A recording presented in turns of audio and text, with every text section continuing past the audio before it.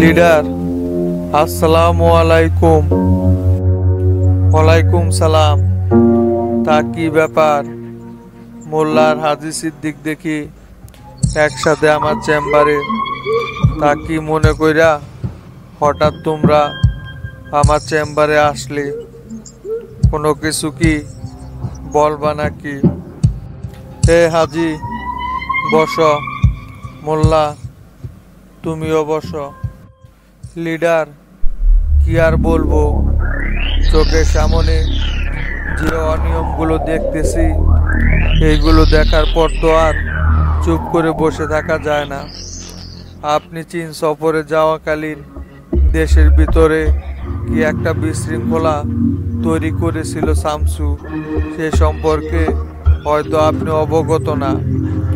এক রাতের ভিতরে 12 জন শীর্ষ সন্ত্রাসী গোলাগুলিতে মারা গেল। এর কি কোনো তদন্ত করবেন না আপনি?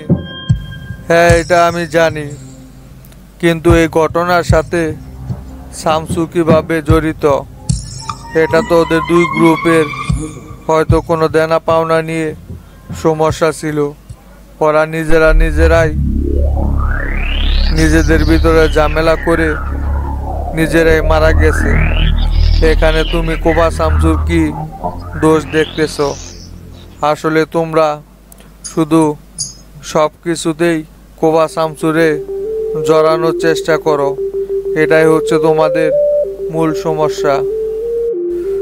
এর সঠিক একটা তদন্ত করেন, তাহলে জানতে পারবেন যে কোবা শামসু এই ঘটনার সাথে কিভাবে জড়িত।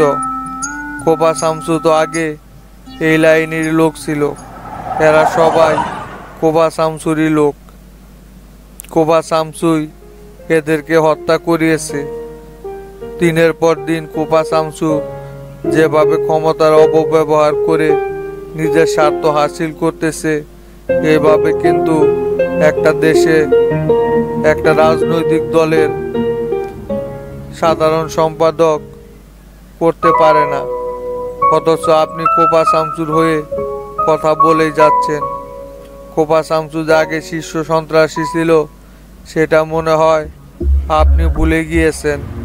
দলের ভিতরে এখন কোবা শামসুকে নিয়ে অনেক গুঞ্জন শোনা যাচ্ছে। দেখো হাজি, কথাবার্তা একটু হুশ কইরা বইল। কোবা শামসু কিন্তু এখন দলের সাধারণ সম্পাদক। ওর কিন্তু আলাদা একটা সম্মানের জায়গা আছে। তাই ওরে নিয়ে কথা বলতে হইলে একটু হিসাব কিতাব কইরা কথা বইল। কোবা শামসু আগে কি ছিল না ছিল ওইটা এখন বইলা লাভ আছে? এখন সে দলের সেক্রেটারি। তোমরা সকলেই সেইভাবে তাকে মেনে চলবে। সুখ করে 8 দিন ধইরা দায়িত্ব পায় নাই কোবা শামসু, আর তাতেই সকল প্রেসিডিয়াম সদস্যর সম্পত্তির হিসাব চাচ্ছে। শামসু সেক্রেটারি হইয়া নিজেকে কি মনে করতেছে? ওই দায়িত্ব কিন্তু দীর্ঘদিন আমিও পালন করে এসেছি। কোনো নেতাকর্মী আমার বিরুদ্ধে কোনো কথা বলতে পারে নাই, আপনার কাছে কোনো অভিযোগও দিতে পারে নাই। অথচ শামসুর নামে এই কয়েকদিনে কতগুলো অভিযোগ গেছে আপনার কাছে, সেই বিষয়গুলো তো আপনি আমলেই নিচ্ছেন না। এখন সকল প্রেসিডিয়াম সদস্যই শামসুর বিরোধিতা করতেছে। শামসু ওপেনে সকলকেই তাদের সম্পত্তির হিসাব দিতে বলতেছে। শামসু দলের সেক্রেটারি হয়েছে বলে কি ওর মন যা চাইব তাই করব? তুমি দীর্ঘদিন দায়িত্ব থেকে কি বা দায়িত্ব পালন করতে পারছো? প্রত্যেকটা মন্ত্রণালয়ই দুর্নীতিগ্রস্ত। এখানকার প্রত্যেকটা কর্মকর্তাই কোনো না কোনোভাবে দুর্নীতির সাথে জড়িত। যে কাজটা আরো আগে তোমার করা উচিত ছিল, সেই কাজটা এখন কোবা শামসু করতেছে। তোমাদের এত সমস্যা কেন, সেটা তো বুঝতে পারলাম না আমি। তোমাদের যদি কোনো অবৈধ অর্থ সম্পদ না থাকে, তাহলে কোবা শামসুর কাছে সঠিক হিসাব দিয়ে দাও।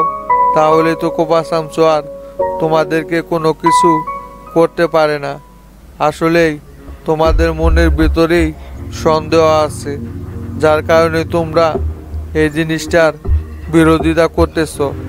জীবনে যা ইনকাম করছো তা 95%ই তো এখন তোমরা সঠিক হিসাব কিভাবে দিবে? এই সমস্ত আলতু ফালতু আলাপ বাদ দিয়ে যে যার সম্পত্তির হিসাব ঠিকঠাকভাবে মিলাতে থাকো। শামসু যেহেতু বলছে, অবশ্যই তোমাদেরকে তোমাদের সম্পত্তির হিসাব দিতে হবে, তাই সেইভাবে প্রস্তুতি নাও। শামসুর নামে খালি খালি অভিযোগ করতে আইসো না। শামসু দায়িত্ব পাওয়ার পর থেকে ওই কি কি করছে এবং সামনে কি করতে পারে সেটা আমার খুব ভালো করে জানা আছে। তুমি তো দীর্ঘদিন দায়িত্বে ছিলা, পারছিলা কি এই আন্দোলন দমন করতে? এখন শুধু শামসুর বিরুদ্ধে তোমরা। শোনো হাজি, শোনো মোল্লা, তোমাদেরকে বলি, এই সমস্ত আলাপ বাদ দিয়ে যার যার হিসাবের সঠিক তথ্য নিয়ে আসো। এবার কিন্তু আমি দুর্নীতির বিরুদ্ধে জিরো টলারেন্স ঘোষণা করছি। সে যেই হোক না কেন, আমার দলের লোক হোক বা বাইরের লোক হোক।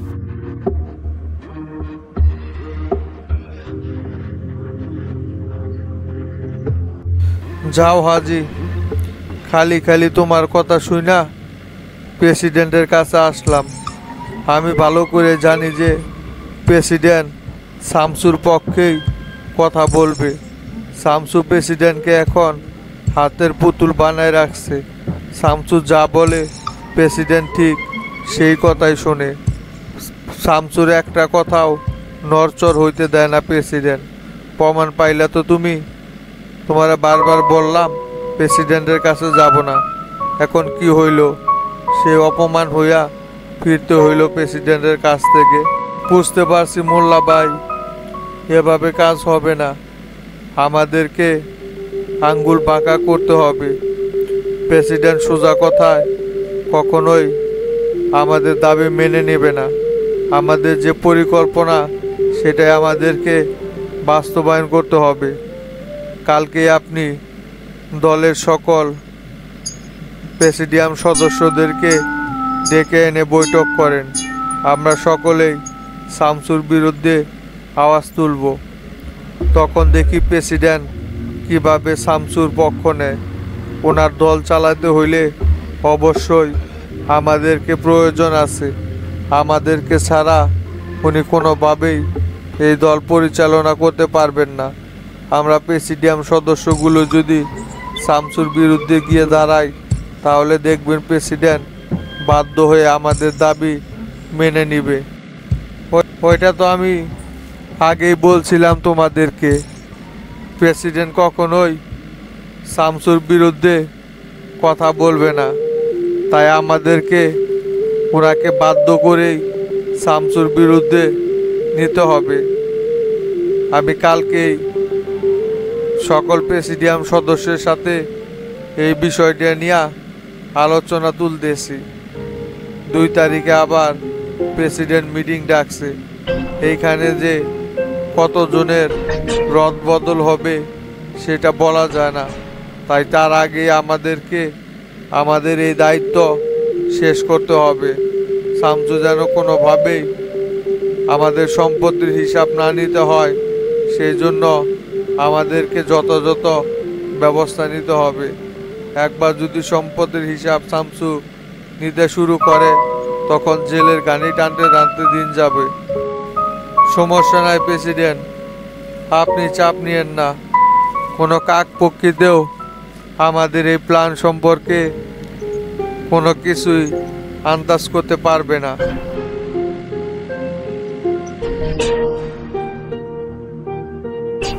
আরে শামসু, যে তোমার কথা এতক্ষণ চিন্তা করলাম, কেবলই নিয়ত করছি যে তোমারে ফোন দিমু আমার সাথে দেখা করার জন্য। তা দেখি তুমি হাজির হয়ে গেছো। বসো শামসু, তোমার সাথে কথা আছে কিছু। এবার বলেন তো দেখি, কি কারণে আমাকে আপনি স্মরণ করতেছিলেন? আর বইল না শামসু, হাজী সিদ্দিক আর কাদের মোল্লা ছিল কিছুক্ষণ আগে। তোমার নামে তো অনেক অভিযোগ দিয়ে গেল আমার কাছে। তুমি নাকি দলের ভিতরে ঝামেলা তৈরি করতেছ, সকল প্রেসিডিয়াম সদস্যদের সম্পত্তির হিসাব চাইছ। তারা নাকি সম্পত্তির হিসাব দিতে পারবে না, এই জন্যই আমার কাছে তোমার নামে অভিযোগ নিয়ে আইছিল। ঠিকই তো আছে লিডার, ওরা তো সম্পত্তির হিসাব দিতে চাইবে না, কারণ ওদের সমস্ত সম্পত্তি তো 2 নাম্বার টাকা দিয়ে ইনকাম করা। ওরা কি নিগেল কোনো হিসাব দিতে পারবে? হাজার হাজার কোটি টাকা বিদেশে পাচার করছে।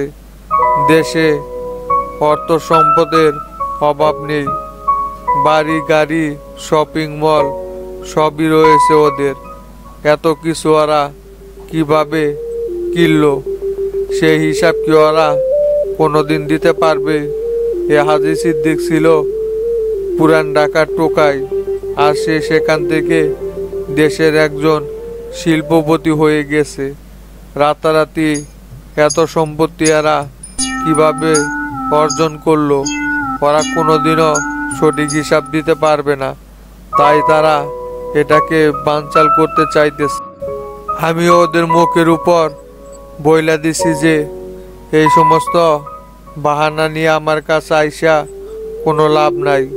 শামসু সম্পত্তির হিসাব চাইছে, সঠিক হিসাব শামসুর কাছে সময় মতো দিয়ে দিবা, তা না হলে কিন্তু তোমাদের বিরুদ্ধে অ্যাকশন নিতে বাধ্য হব।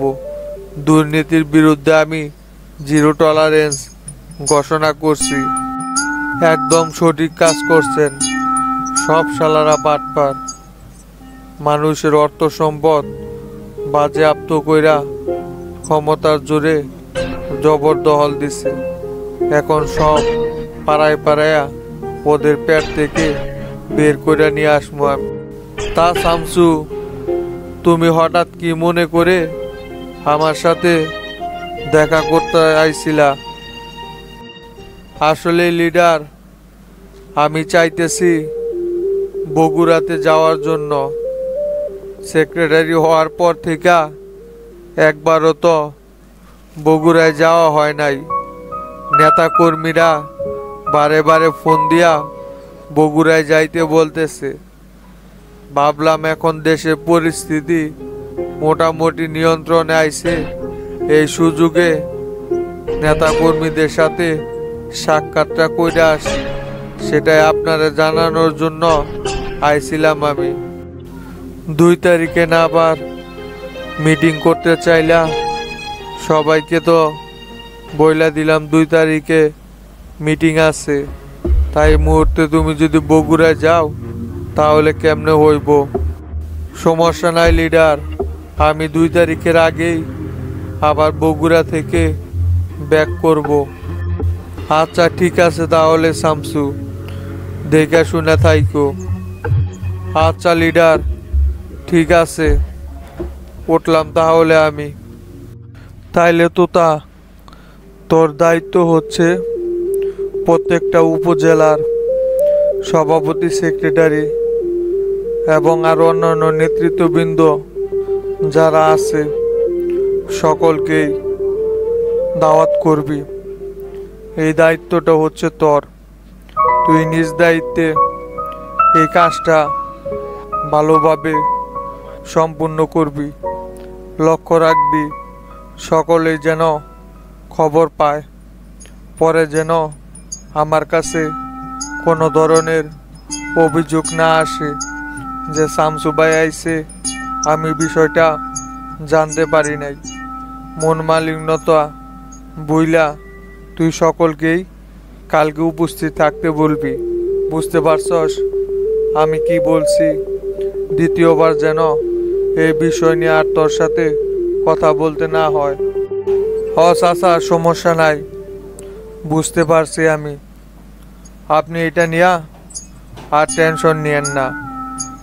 আমারে দায়িত্ব দিছেন, আমি আশা করি যথাযথভাবে দায়িত্বটা পালন করব। শামসু ভাই আইতেছে এলাকায়, আমাদের এখন উৎসবমুখী পরিবেশ রাখতে হবে। সকল নেতাকর্মীকে আমি আগামীকালকে উপস্থিত থাকতে বলবো। আর শোনেন হাবিব ভাই, আপনার দায়িত্ব হচ্ছে বিরোধী দলের নেতাকর্মী যারা আছে সকলকে দাওয়াত করা, এটা আপনার দায়িত্ব। আপনি যথাযথভাবে আপনার এই দায়িত্বটি সঠিকভাবে পালন করবেন। আপনিও লক্ষ্য রাখবেন কেউ যেন বাদ না পড়ে। সকলকেই আমন্ত্রণ জানাবেন, যে আসার সে আসবে, যার মন চাবে না সে আসবে না। ওইটা নিয়ে আমাদের কোনো মাথা ব্যথা নাই। আপনার বলার কথা আপনি বইলা চলে আসবেন, পরে সেটা ওদের ব্যাপার। আচ্ছা মাস্টার, ঠিক আছে, সমস্যা নাই। বিষয়টা আমি ভালোভাবেই হ্যান্ডেল করবনি, তুমি চাপ নিও না। তাহলে তো সব কিছু সবাইরেই বুঝাই দিলাম, আশা করি কোনো সমস্যা হবে না। কালকে কিন্তু পুরো বগুড়া শহর একদম উত্তাপ করে তুলতে হবে। শামসু যে এলাকায় আইছে সেটা সবাইরেই জানান দিতে হবে। আমাদের যত ছেলেপেলে আছে সকল ছেলেপেলে কালকে সবাই একত্রিত করবেন। আমরা বনানী মোড়ে গিয়ে শামসুরে প্রথমে ফুলের শুভেচ্ছা জানাবো, তারপর সেইখান থেকে সাতমাথা হয়ে মিছিল লিয়া সরাসরি পার্টি অফিসের সামনে আসব। শামসু যেন বুঝতে পারে যে তার ভালোবাসার মতো অনেক লোক রয়েছে। শামসুরে আমরা বুঝাই দিব যে শামসু শুধু একা না, আমরা পুরো বগুড়া শহর শামসুর সাথে আছি। আপনি দেখতে থাকেন চাচা, আমরা কি করতে পারি।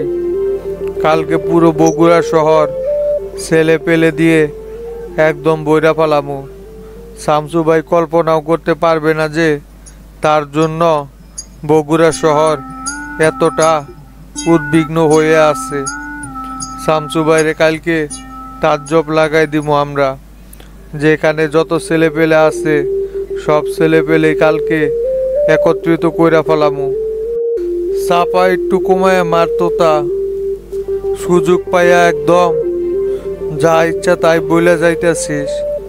তোর যে কয়জন ছেলে পেলে আছে সেটা কিন্তু আমাদের খুব ভালো করেই জানা আছে।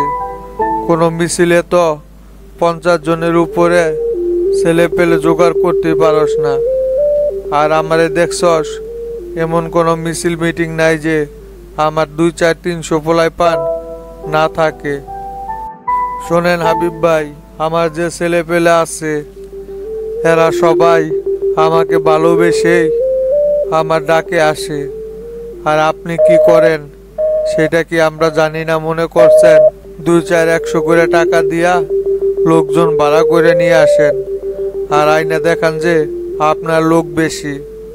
আপনার হিসাব আমরা খুব ভালো করে জানি।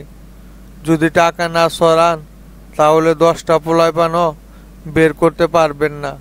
ওইটাই তো তার খুব ভালো করেই জানা আছে। তাই কথাবার্তা বললে একটু হিসাব কিতাব কইরা কথাবার্তা বলেন। আমরা আপনার মতো লোকজন টাকা দিয়া ভাড়া করে মিছিলে নিয়ে আসি না। ভালোবাসা যারা আসে তাদেরকে নিয়ে আমরা মিছিল মিটিং করি। আমার ছেলে পেলে সব রাজনৈতিক ছেলে পেলে, আপনার মতো কালমা জামলা নিয়ে আমি মিছিল মিটিং করি না। নিজের আলাপ মানুষের উপর চাপাইস না রে তোতা। টাকা পয়সা দিয়ে লোকজন ভাড়া করার মতো অভ্যাস আমার নাই। এখন যদি একটা ফোন দেই, পুরো আজিজুল হক কলেজের ছাত্র রাস্তায় নেমে আসবো হাবিবের জন্য। হাবিবের টাকা দিয়া লোক কিনা লাগে না, হাবিবের একটা ফোনই যথেষ্ট 2-4 হাজার ছেলে পেলে বের করতে। হ্যাঁ, সবাই রে আমার চেনা আছে। কে কোন ধরনের রাজনীতি করে সেটা এখনো অচেনা না। এই থামেন তো আপনারা, অনেক শুনছি আপনাদের পকর পকর। ভালো একটা আলোচনা করতেছি, এর ভিতরে ফালতু আলাপ শুরু করে দিছে এরা। কার কত পোলাইপান আছে সেটা এই মাস্টারের খুব ভালো করে জানা আছে। শুধু মিছিলে ছেলে পেলে নিয়ে আসলেই হয় না, মানুষের মনের ভিতরে ঢুকতে হয়। যারা অরিজিনাল ভালো মানুষ তারা কখনোই মিছিলে আসে না, তারা সব সময় ঘরের ভিতরেই থাকে। উশৃঙ্খল ছেলে পেলে যারা আছে তারাই মিছিলে আসে। অতএব এই সমস্ত ফালতু আলাপ বাদ দিয়ে কাজের আলাপে আসেন। অগর সাথে আমার জীবনে বনিপনা হবে না। ওরা সব সময় এক লাইন বেশি বোঝে। দায়িত্ব সকলকে বুঝাই দিছ না। মিটিং শেষ, চলো এবার আমরা বাইরে যাই। ওরা ওদের মতো কাজ করুক, আমরা আমাদের মতো কাজ করতে থাকি। আপনারা ভালোই শুরু করছেন। শামসু আয়সা যদি দেখতে পারে না আপনাদের ভিতরে এতটা মিল, তাহলে খুশি হইব শামসু। এই তোতা, এই সমস্ত আলতু পালতু আলাপ বাদ দিয়া তরে যেটা বলছি সেইটা কর। আমি এখন উঠলাম, তুই আর শফিক ভাই মিলা কাজগুলো তাড়াতাড়ি কমপ্লিট করে ফেলা। আজকে রাতটাই সময় পাইবি। সকালবেলায় কিন্তু শামসু বগুড়ার উদ্দেশ্যে রওনা দিব। দুপুর নাগাদ বগুড়ায় এসে উপস্থিত হইব। আচ্ছা চাচা, ঠিক আছে। তাহলে আমি আর শফিক চাচা উঠলাম। আমরা এখান থেকে যাওয়ার পর থেকেই কাজ অলরেডি শুরু করে দিব, সমস্যা নাই। আজকে রাতের ভিতরেই সকলকে বিষয়টা আমি অবগত করে দিবনি।